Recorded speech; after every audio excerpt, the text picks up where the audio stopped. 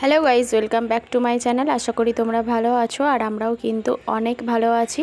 Rivana with মমে তোমাদেরকে অনেক অনেক স্বাগত আর অনেক ভালোবাসা। বেশ অনেক মাস পরেই ভিডিওটা আপলোড করছি তোমাদের কাছে, ব্লগ ভিডিও। অনেকেই প্রথমে একটুখানি ভিডিও ক্লিপ দেখে বুঝতেই পারছো আমরা কোথায় যাচ্ছি। যারা জানো না তারা কিন্তু ভিডিওটা প্রথম থেকে শেষ পর্যন্ত দেখতে থাকো।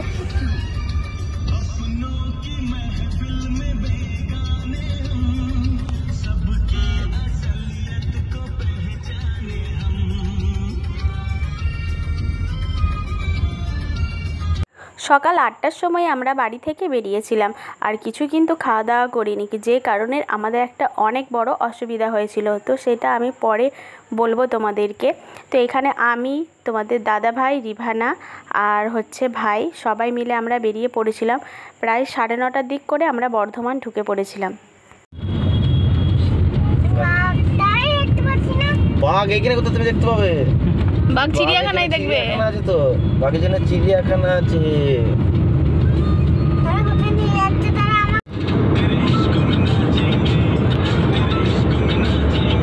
এই যে গঙ্গা দেখলাম, এটা গঙ্গা।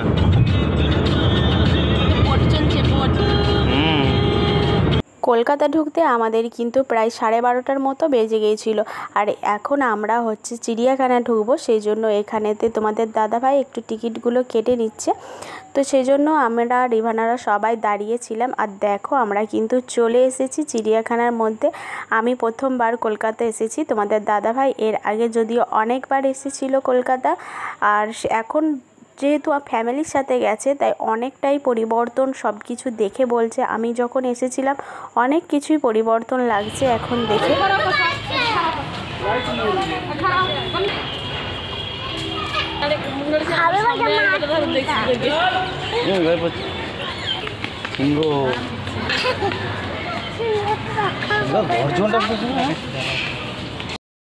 বাঘ সিংহ দেখার পরে আমাদেরকে অনেকটাই কিন্তু খিদে পেয়ে গিয়েছিল, সেজন্য তোমাদের দাদাভাই একটু ঝালমুড়ি নিয়ে আসতে গিয়েছিল আর ওই কফি খাচ্ছিল। তো তারপরে আমরা এখানে দেখো বেরিয়ে পড়েছি আবার অন্য কিছু দেখব বলে। ওখানে অনেক কিছু ছিল, হরিণ, টিয়া পাখি, অনেক কিছু।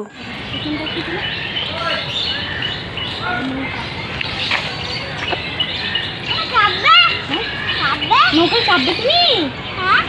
এই দিকটায় ওই নৌকাটা চাপবে? ঠিক আছে তাহলে চলো। হ্যাঁ, আমি কিন্তু সাঁতার জানি না। তুমি সাঁতার জানো? হ্যাঁ।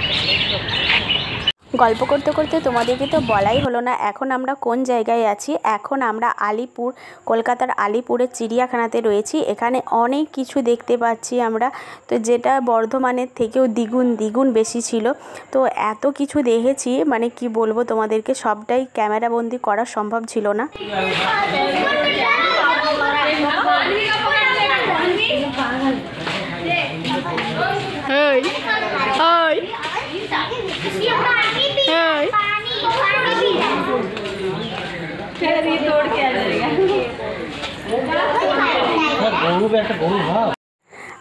বাঘ দেখার পরে আমরা চলে গিয়েছিলাম সাপ দেখতে। এটা ছিল অ্যানাকোন্ডা সাপ আর অনেক বড় ছিল। তাও এটা দেখে মনে হচ্ছে যে এতটাই লম্বা যে কি বলবো, এটা পুরো মা লাগছিল, কিন্তু এটা মা সাপ নয়, এটা হলো তার বাচ্চা। রিভানা দেখে অনেকটাই ভয় পেয়ে গিয়েছিল আর তার সাথে সাথে কিন্তু আমরাও অনেক ভয় পেয়ে গিয়েছিলাম। কুমির ছিল, কুমিরটা কিন্তু জলের মধ্যে থাকায় খুব একটা ভালো করে দেখতে পাইনি। আর সাপগুলো অনেক ছিল, সাপ তো পুরো এত সাপ ছিল, পুরো নাম গুণে শেষ করতে পারিনি। একটুখানি বিরতি নেওয়ার পরেই আমরা চলে এসেছি কলকাতার ভিক্টোরিয়াতে দেখতে, যেটা একদম স্বপ্নের শহরে। তুমি এসে যদি ভিক্টোরিয়া না দেখে থাকো সব কিছুই তুমি কিন্তু মিস করে যাবে। ওই ভিক্টোরিয়া আর আমরা এখানে পড়ে আছি। গরমের জ্বালায় কিছু ঘোরা হয় না, কলকাতা ঘোরার শখ মিটে গেছে সবার। এখানে বসে আছে আর নয়। এই দেখো, এই ভিক্টোরিয়া। এখনো পর্যন্ত ভেতরে যাইনি, আমরা অনেকগুলো জায়গা ঘুরেছি। আমি ইচ্ছা করে ভিডিও ক্লিপ করিনি আর মনে হয় না যে আর ব্লগ করবো। ব্যাস এই 2-1 সেকেন্ড শুধু বলে দিয়ে আমরা কলকাতা বেড়াতে এসেছি, আর কিছু নয়। আর জীবনে কোনোদিন গরমকালে কোথাও বেড়াতে যাবো না।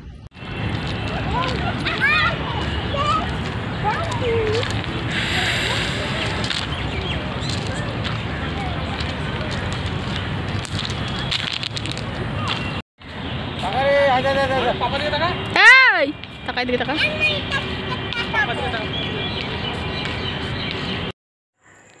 অনেকটাই গরম ছিল, সেজন্য আমাদের সবার অসুবিধা হচ্ছিল। বাচ্চা মানুষের একটু এনার্জিটা একটু বেশি হয়ে থাকে, যেটা রিভানাকে দেখেই আমরা প্রমাণ পেয়ে গেলাম। এখন আমরা ভিক্টোরিয়া ঢোকার আগে কিছুক্ষণ এখানে একটু ভিডিও শ্যুট করে নিচ্ছিলাম, সেগুলো পরে পরে তোমরা দেখতে পাবে। আর রিভানা এখানে ফুল এনজয় করেছে। রিভানার কোনো ক্লান্ত ভাব রিভানার শরীরে কিন্তু দেখতেই পাচ্ছিলাম না। ও সারা রাস্তা পুরো নেচে নেচে ঘুরে বেরিয়েছে। এটা ছিল ভিক্টোরিয়ার পিছনের দিক, আর আমরা কিন্তু ভুল করে সামনের দিকে না ঢুকে পিছনের দিকে এন্ট্রি করতে যাচ্ছিলাম। তারপরে আমাদেরকে আবার সিকিউরিটি গার্ডটা ঘুরিয়ে দিল, আমাদেরকে বলল এদিকে না, তোমরা সামনের প্লেসে চলে যাও। দেখো আমরা সামনের প্লেসে চলে গেছি। একটু খেয়ে নাও, আর যেতে দেবে না, আর খেতে দেবে না।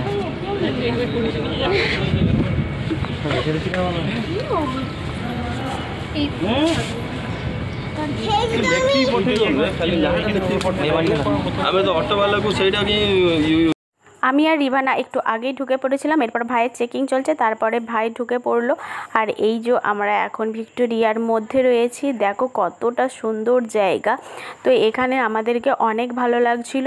আর ভেতরটা পুরো এসি চলছিল, তারপরে ফ্যান চলছিল, সেজন্য আর ভিক্টোরিয়ার ভেতরে আমাদের কিছু সেই রকমভাবে অসুবিধা হয়নি গো, নাহলে পুরো বাইরেটা অনেক অসুবিধা হচ্ছিলো। তো এখানে অনেক কিছু দেখার জিনিস আছে, যেটা আমাদের দেশ স্বাধীনে তোমরা ইতিহাসে যে সমস্ত জিনিস পড়ে থাকবে সেগুলো এখানে সব কিছুই রয়েছে। আমাদের দেশ কবে স্বাধীন হয়েছিল, কার কার কারণে, কে শাসন করেছিল, সব কিছুই মানে A to Z তুমি পাবে এখানে। অনেক কিছুই মূর্তি ছিল।